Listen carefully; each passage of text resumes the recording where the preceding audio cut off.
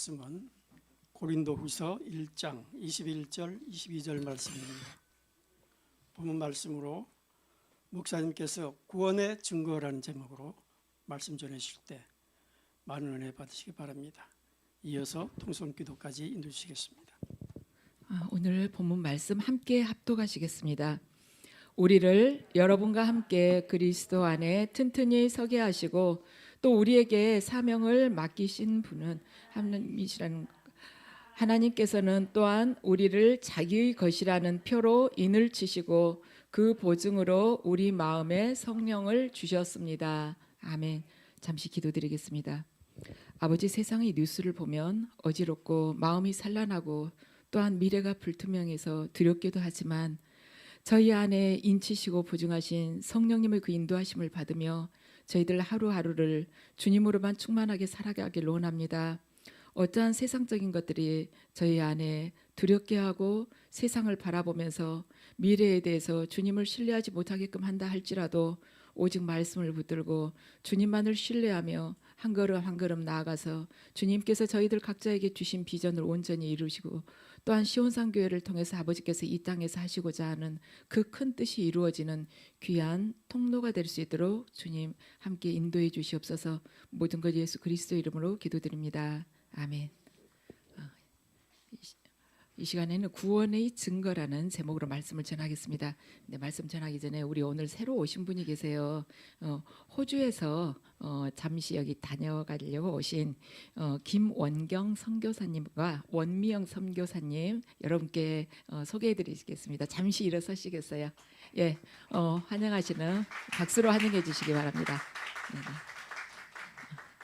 제가 예전에 여러분들께 말씀드렸죠. 제가 왜 호주를 간지 모르겠다고, 왜 다리에 기부스를 하고 거기를 간지 도대체 이유를 모르겠다고 그랬잖아요. 그런데 제가 나중에 알게 됐어요. 우리 원명 선교사님께서 너무 기도를 하셔가지고 열심히 하셔서 그 기도 응답으로 갔다는 걸 제가 알게 됐습니다. 예, 그래서 이 선교사님께서 저도 가기 전엔 이 선교사님 얼굴도 몰랐는데 가서 알게 됐어요. 이제 보내달라고 그렇게 기도를 하셨는데 그 기도 응답이었다고 주님이 그러셨다는 걸. 그래서 이분들이 원래 직업은 세상 직업은 선교사님이 아닌데 하나님으로부터 선교사님이라고 임명을 받으셨습니다. 오늘 구원의 증거에 대해서 여러분들 말씀드리겠습니다. 여러분들 콜럼버스가 아메리카 신대륙을 발견했다 하죠. 근데 신대륙을 발견했을 때 콜럼버스는 죽을 때까지 그게 아메리카라고 생각하지 않고 인도라고 생각을 하다가 죽었대요. 그랬는데 우리는 다 알아요. 콜럼버스가 아메리카 신대륙을 발견했다. 또한 임진의 때 이순신 장군이 거북선을 만들어 가지고 왜군들과 싸워 가지고 승리했다. 이거 알고 있습니다. 그런데 우리가 그때 살지 않았지만 이렇게 다 당연하게 알고 있잖아요. 그런데 왜 어떻게 우리가 그걸 알고 있을까? 그 이유는 여러 가지 역사적인 자료를 통해 가지고 이런 증거들이 있구나. 그래서 콜럼버스가 아메리카 신대륙을 발견을 했구나. 그리고 이순신 장군이 정말 거북선을 발명을 해가지고 임진왜란 때 그렇게 큰 대승을 이뤘구나. 이걸 우리가 알게 되죠. 근데 100%냐 그러면은 100%라고는 우리가 안 봤으니까는 그렇지만 99%는 맞을 것 같다. 여러 가지 증거 자료가 있지 않냐. 우리 그렇게 생각을 하지 않습니까? 그런데 이 세상에 딱 100%인 게 있어요. 뭐냐면 성령님께서 우리 구원을 보증하시고 인치셨다는 사실이 100%의 진리라는 것입니다. 여러분들 성경 읽을 때 믿어지던가요? 처음에 믿어지죠. 그런데 다 안 믿어지는 게 문제죠. 저도 성경 읽으면서 많이 믿어졌어요. 반 이상은 믿어졌어요 처음에. 그런데 딱 몇 프로가 안 믿어진 거예요. 그 2% 부족하다고 그러죠. 그게 정말 안 믿어진 거예요. 정말 이야기는 다 맞을 것 같은데 진짜 예수님 부활하셨을까? 이런 거 있잖아요. 그게 안 믿어지고 제발 좀 믿어졌으면 저도 믿고 싶어요. 기도하면서 저도 믿고 싶어요. 저 정말 믿어졌으면 좋겠어요 하는데 그 부분이 계속해서 정말 부활하셨겠지. 수많은 사람들이 다들 믿고 있는데 그럼 나도 믿어야지. 이랬다가도 어떻게 부활을 하는 거지? 또 이렇게 다시 또 원점으로 또 돌아가 이게 질문이. 그런데 어느 순간 그것이 믿어졌냐면 그 성령의 실제적인 그 인격적인 체험을 강하게 하고 나니까 그것뿐만이 아니라 그다음 그 외의 것도 다 믿어진 거예요. 당연하지, 부활하셨지. 부활하셨으니까 나를 이렇게 만나 주셨지. 이것이 아무리 과학이 발달한다 할지라도 어떻게 이게 사람의 힘으로 할 수 있는 일이야? 그럴 수가 없어.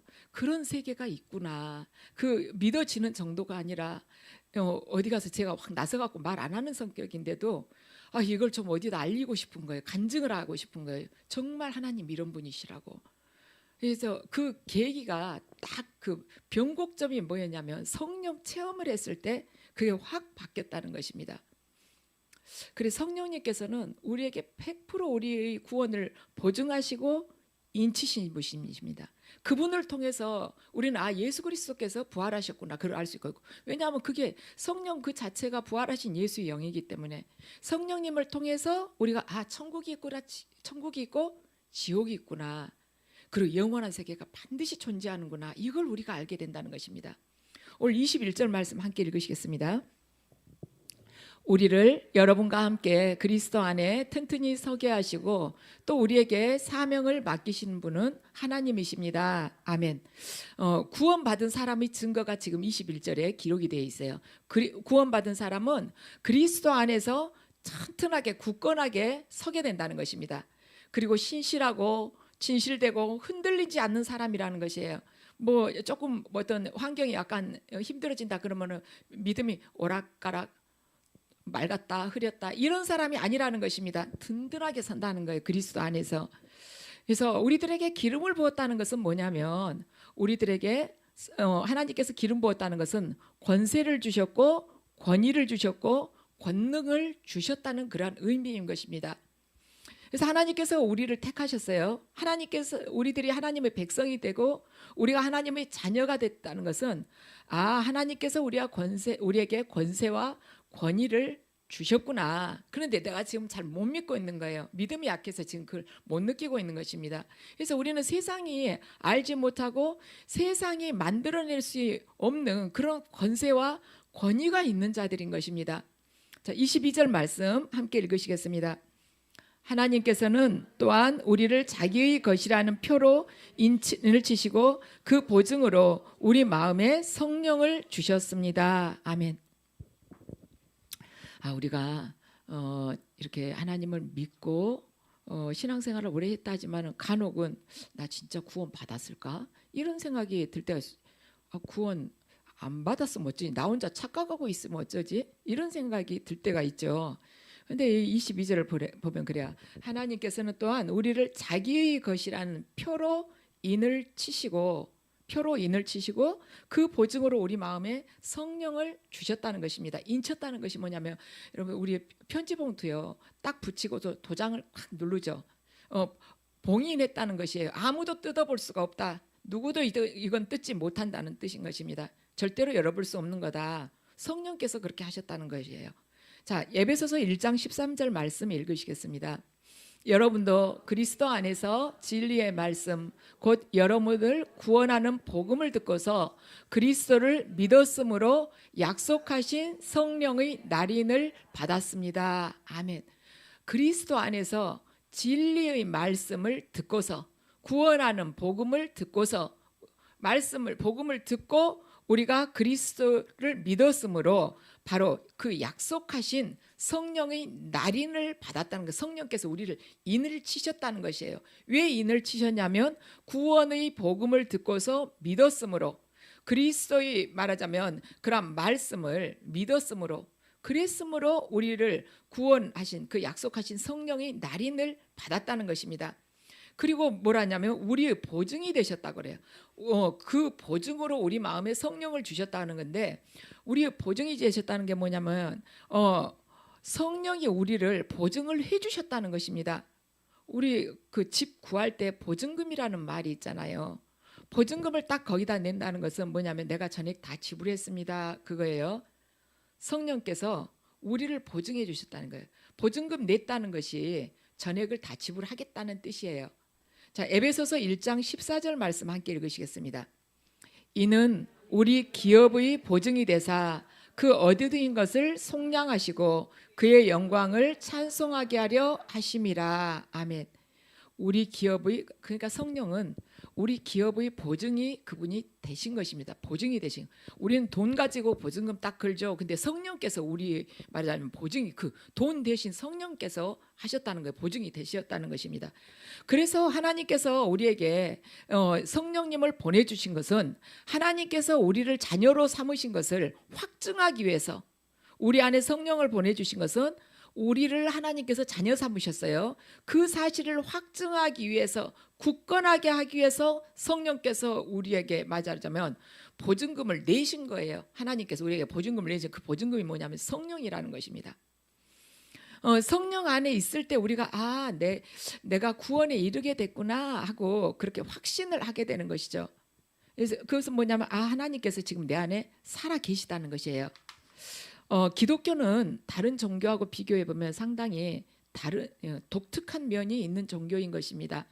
유대교나 기독교나 이슬람교나 뿌리는 다 똑같아요. 한 군데 유대교에서 나왔어요. 그리고 조상은 공동 조상을 가지고 있어요. 아브라함이라는 공동 조상을 가지고 있습니다. 근데 유대교에서는 하나님 여호와, 기독교에서 여호와라고 하죠. 이슬람교에서는 알라라고 해요. 알라라고. 그리고 유대교에서는 예수님이라는 존재에 대해서 예수님은 신성 모독자다. 자기가 하나님이라고 했다. 그렇게 생각을 하는 것이 신성 모독자다. 우리 말하자면 기독교에서는 예수께서는 우리의 구세주이시다. 예수 그리스도 바로 우리의 구세주이다. 그렇게 생각을 합니다. 그렇게 믿습니다. 이슬람교에서는요, 예수는 한 예언자에 불과하다. 그냥 성인에 불과하다고 생각을 합니다. 그리고 이슬람교에서는 구세주는 없다고 그렇게 그들은 믿고 있습니다. 그리고 유대교에서는 아직 구세주가 메시아가 나타난다고 했는데 아직 메시아는 오지 않았다고 그렇게 생각을 믿고 있어요. 그래서 유대교에서는 메시아는 아직 오지 않았다. 메시아는 분명히 하나님이 보내신다 했는데 아직 오지 않았다. 우리 기독교에서는 그 메시아가 바로 예수 그리스도다. 이슬람교에서는 말하자면 구세주는 없다. 이렇게 믿고 있습니다. 그런데 이슬람교는 좀 이제 알라를 자기들이 신으로 생각을 하죠. 그런데 알라가 그 말하자면 그들은 하나님을 알라라고 불러요. 아랍어 성경에서는요, 하나님을 알라라고 그렇게 번역을 했습니다.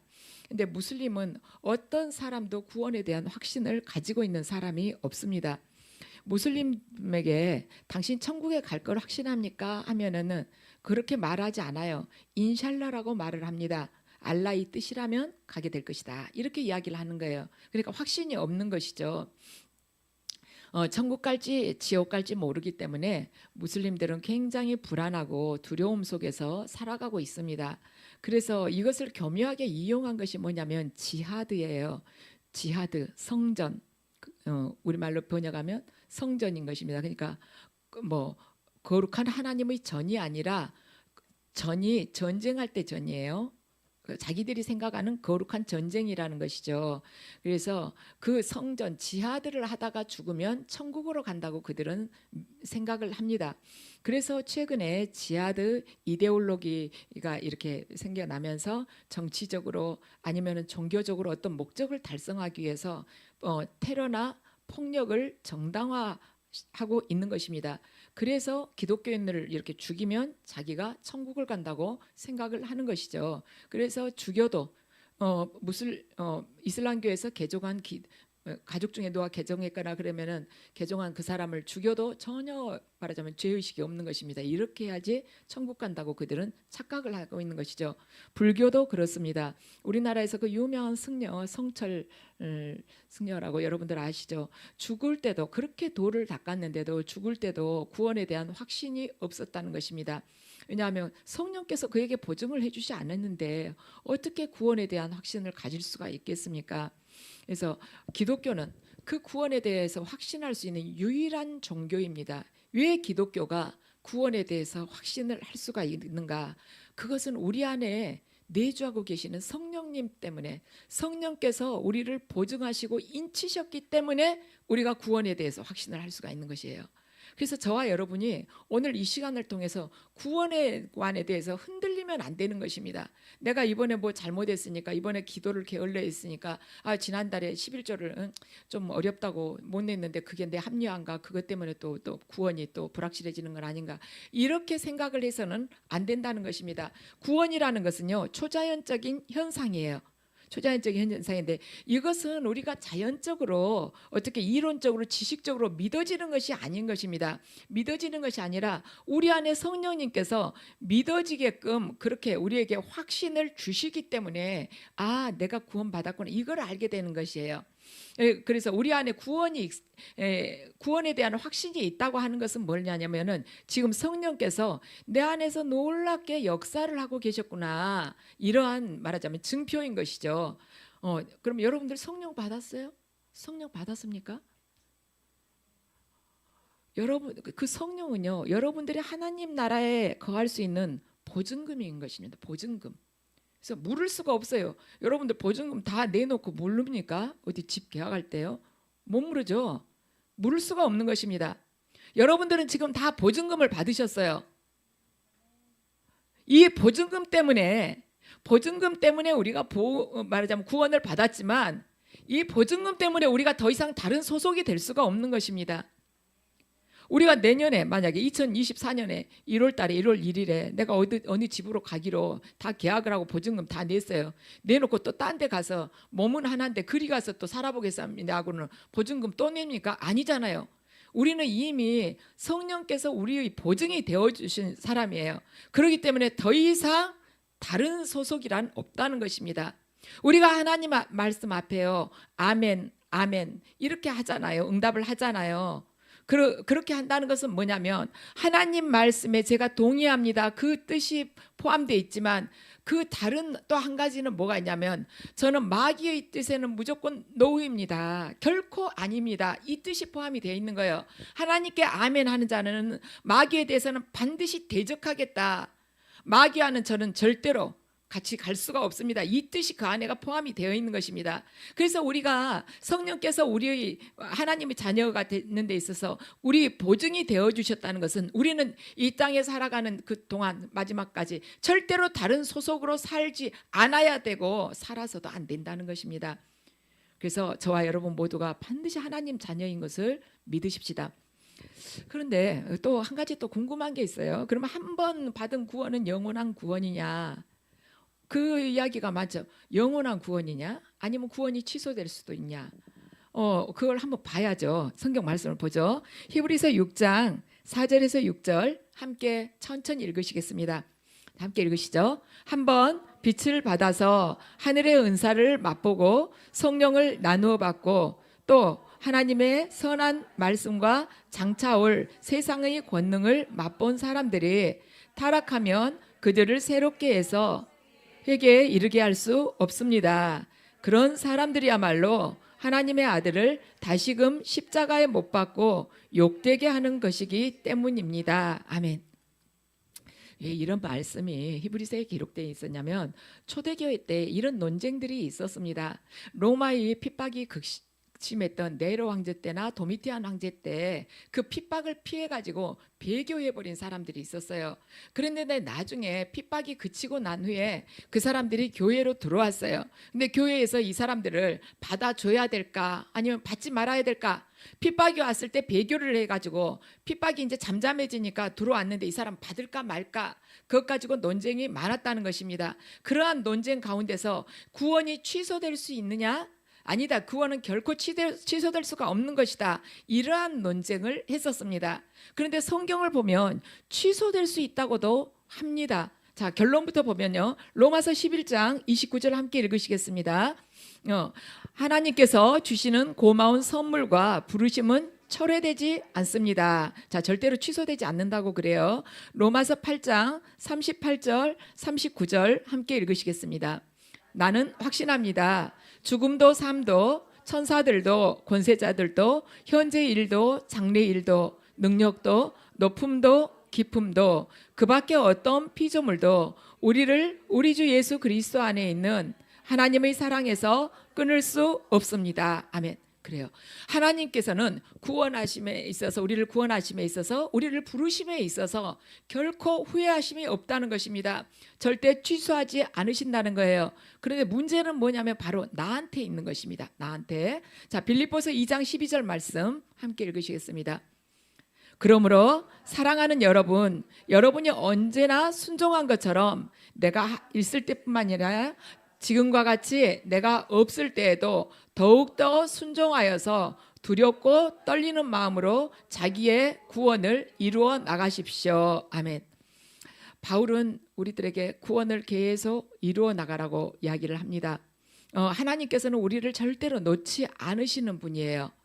하나님께서는 우리를 잡고 있는 것을 하나님께서 우리 잡고 있는 그 사랑을 그 무엇도 끊을 수가 없지만, 죽음도 우리를 끊을 수가 없지만 구원을 끊을 수 있는 존재가 있는데 그게 뭐냐면 바로 나라는 것입니다.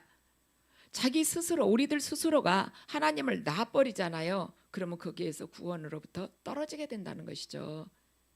그래서 구원은 취소될 수 없다, 취소될 수도 있다. 그 논쟁 가운데서 어떤 장로교에서는 아니다, 하나님의 구원은 절대로 취소됩니다. 한번 구원받으면 영원한 구원이다. 어떤 데서는 아니다, 그 사람의 행위를 봐라, 성경 말씀을 봐라. 그러지 않냐, 이럴 것이 아니라 그렇게들 이야기하는데 구원은 취소될 수 있는 것입니다. 누구한테 그 행위의 말하자면 행위 그 여부가 갈라지냐면 자기 자신에게 그게 달려 있다는 것입니다. 하나님께서 우리를 그냥 버리시진 않아요. 근데 우리가 하나님을 떠난다는 것이죠. 성령께서는요, 예수님을 주라고 고백하게 하시는 분이십니다. 예수님을 주라고 고백하게 하시는 분, 성령께서요. 자, 고린도전서 12장 3절 말씀 함께 읽으시겠습니다. 그러므로 나는 여러분에게 알려드립니다. 하나님의 영으로 말하는 사람은 아무도 예수는 저주받아라 하고 말할 수 없고, 또 성령을 힘입지 않고서는 아무도 예수는 주님이시다 하고 말할 수 없습니다. 그래서 성령에 충만한 사람은요, 성령 충만한 사람은 성령 하고 말하는 것이 아니라 예수 하고 말한다는 것이죠. 진짜 성령 충만한 사람은요, 자기를 드러내지 않고, 성령님마저도 자기를 드러내지 않았어요. 예수님을 계속 증언하면서 예수님을 높인 그 자가 성령 충만하다는 것입니다. 그래서 여러분들 모두가 성령 충만하시기를 축복합니다. 그리고 성령께서는요, 영생과 부활의 보증이 되세요. 우리가 성령이 아니시면 영원한 생명에 대해서 어떻게 우리가 확신을 할 수가 있겠습니까? 지금 오늘 하루하루 살아가는 것도 몰라요. 내일 우리 앞에 무슨 일이 생길지 모르는데 성령이 아니고서 그 영원한 세계, 천국에 대해서 무엇을 확신을 해요? 그러잖아요. 지금 내가 가진 것도 별로 없고 많이 배운 것이 있달지 사회적으로 높은 지위가 있는 것도 아닌데 내가 무엇 때문에 그 불신자보다 이 마음의 평강을 가지고 살 수가 있겠습니까? 바로 성령이 우리 안에서 그 평강을 주시기 때문에 우리가 살아갈 수, 그 소망과 평강을 주시니까 우리가 어떠한 주위 환경에도 탓하지 않고 거기에 휘말리지 않고 평강을 누리면서 살 수 있지 않습니까? 그 성령으로 인해서 우리는 바로 부활과 영생에 대한 확신을 한다는 것입니다. 왜냐하면 성령께서 부활과 영생에 대한 보증을 해주시기 때문이에요. 고린도후서 5장 4절에서 5절 함께 읽으시겠습니다. 이 땅에 5장 4절에서 5절요. 자, 우리는 이 장막에서 살면서 무거운 짐에 눌려서 탄식하고 있습니다. 우리는 이 장막을 벗어버리기를 바라는 것이 아니라 그 위에 덧입기를 바랍니다. 그리하여 죽을 것이 생명에게 하는 것입니다. 그다음 5절요. 이런 일을 우리에게 이루어 주시고 그 보증으로 성령을 우리에게 주신 분은 하나님이십니다. 아멘. 우리의 하루하루는요, 탄식하며 살아가는 것 같지만, 숨막히지만 우리는 그렇지 않다는 것이에요. 우리는 그 위에다가 덧입기를 바란다는 거예요. 영원한 생명, 죽을 것이 생명에게 삼켜지게 하려는 것입니다. 근데 이런 일, 영생을 우리가 덧입기를 바라는데 이런 일을 우리에게 이루어 주신 그 보증으로 성령을 우리에게 주셨다는 거예요. 하나님께서 성령을 우리에게 주신 것이며, 그래서 우리들에게서 믿는 자들에게 있어서는요, 이 땅에서의 삶이 끝이 아니라 부활이 있고 영생이 있다는 것입니다. 그걸 어떻게 아는가? 성경에 이렇게 기록이 되어 있으니까 아는 거예요. 그러면 그 성경이 부활과 영생이 있다는 것을 우리에게 알려주신 그 성경을 우리가 도대체 그 진실이라는 것을, 진리라는 것을 우리가 어떻게 믿을 수가 있냐? 그것은 성령께서 하시기 때문에 우리 심령 안에서 성경 말씀이 영원한 진리이다, 하나님의 말씀이다, 절대로 변개치 않는 진리라는 것을, 말씀 그 자체가 예수 그리스도 그분이시다 하고 계속해서 우리 안에서 알려주시기 때문에 우리가 성경이 믿어진다는 것입니다. 그래서 성령께서는요, 우리 안에 영원한 천국이 믿어지게 하시고 부활해서 우리들이 하나님하고 영원하게 살게 될 것이라는 걸, 그걸 알게끔 해주세요. 그리고 그 영원한 곳에 소망을 두고 우리가 인생의 그 모든 것의 구심점을 하늘나라에 두고 살아갈 수 있게끔 하시는 분이 바로 성령님이신 것입니다. 그래서 우리는 나그네가 아니에요. 나그네가 아니고 우리는 순례자인 것입니다. 방랑자가 아니에요. 우리는 방랑자는 목표 지점이 없잖아요. 여기저기 그냥 떠돌아다니는 거잖아요.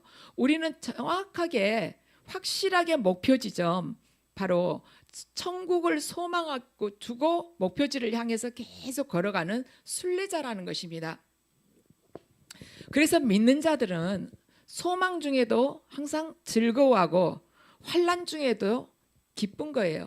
견디어냅니다. 어떠한 환난도 견디어내요. 내가 목숨을 잃어도 목숨을 잃는 그 순간까지 계속 견디고 있는 것입니다. 그리고 계속 기도하면서 천국을 붙들려고 하는 것입니다. 예수 그리스도 그분을 붙들은 거예요. 그런데 살다 보면 구원이 흔들릴 때 있죠. 진짜 맞나? 나 구원 됐을까? 나보다 더 선행을 많이 한 사람도 있는데, 어느 집사님은 나보다 더 어렵게 사는데 헌금 내시는 거 보면 정말 그분은 힘껏 다 하시는데 나는 꼭 아나니아 사피라처럼 조금 한쪽에다 먼저 덜어놓고 하는 그런 느낌이야. 그럼 어떻게 되는 거지? 그때는 즉사했는데 나 요즘 같으면 나 어떻게 되는 거야? 제대로 구원 받을까? 이런 생각 들 수 있죠.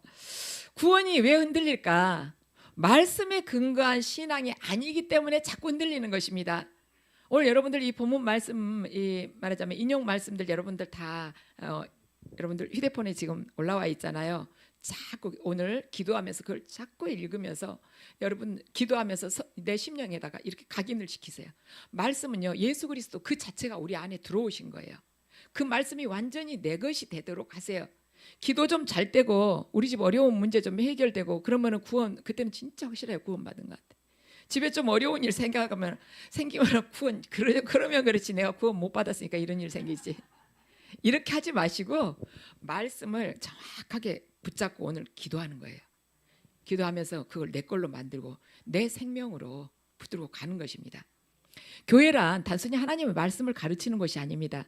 교회란요, 성도들 간에 교제만 하는 것이 아니에요. 물론 하나님의 말씀을 가르치고 성도들 간에 교제하는 것이 교회의 한 요소이긴 합니다. 그런데 교회의 그 더 본질적인 존재 목적은 뭐냐면, 두세 사람이 내 이름으로 모이는 곳에 하나님께서 반드시 함께 하시겠다는 하나님의 임재가 있는 곳이 교회라는 것입니다. 그래서 꼭 교회 건물 번듯하게 있지 않아도 두세 사람이 함께 어디서든지, 뭐 산에 등산해 가지고 같이 바위 위에 앉아서든지 아니면 공원에 가서 의자에 앉아 어디서든지 앉아서 주님 예수 그리스도의 이름으로 기도하고 그분 사모하면 그 자리에 하나님의 임재가 있다는 것이에요.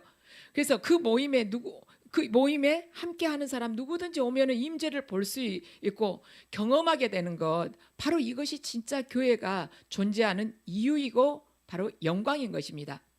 그래서 하나님께 만약 우리가 정말 하나님을 온전하게 바라보고 하나님은 그 임재 가운데 우리들이 항상 머물게 된다면 우리 이 교회 안에도요, 믿는 자가 들어오든 믿지 않는 자가 들어오든 우리가 예배 드릴 때 저분 좀 제대로 좀 오늘 은혜 좀 받게 해주세요. 우리가 이렇게 하지 않아도, 그리고 오늘 주님 바라보시고요, 반드시 은혜 많이 받으세요. 하나님께서 부어주실 거예요. 이렇게 우리가 그분한테 이야기를 하지 않아도 우리 교회 딱 들어오셨을 때 우리가 제대로 하나님과 하나 돼서 그분의 임재 안에서 인도하심을 받으면서 정말 그분께서 기뻐하시는 자, 우리들이 주님의 마음을 말하자면 시원케 해드린 자가 된다면 어느 누구가 우리 교회 안에 들어와도요, 아, 이 교회 안에 뭔가 내가 알지 못하는 그런 신비한 뭔가가 일어나고 있구나. 아, 그분이 여기가 계시구나. 그걸 느끼게 된다는 것이죠. 나가 인간적으로 할 수 없는 그러한 임재가 느껴지는구나. 이게 느껴지게 된다는 것입니다. 왜 그럴까? 왜 그럴까? 구약의 하나님께서 이미 그렇게 하셨어요.